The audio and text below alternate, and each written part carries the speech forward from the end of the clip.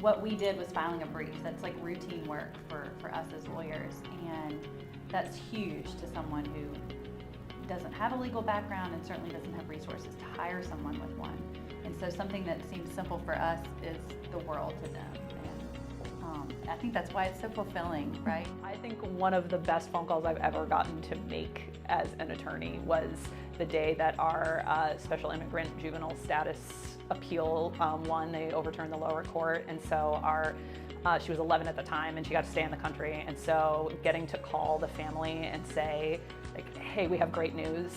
Whatever happens from here, like, we know that she can stay with y'all. And it's like the most satisfying phone call to be. It's probably the only time I've jumped up and down in the office and screamed. And like, we've had lots of exciting things happen for clients in the office, but nothing has ever felt that kind of, the stakes are really high, and your ability to kind of change things in a moment with a phone call, yeah, it's probably the best day I can remember, just like single moment of legal career here.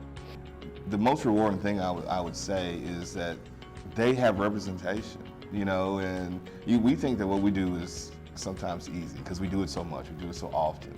But to really put yourself in that position where you don't know what's going on, you don't know what the law says on this, you can't really articulate to a judge or a jury or a court your own situation. It's very fulfilling to be that person's voice in the system, to see the difference that you can make in their lives.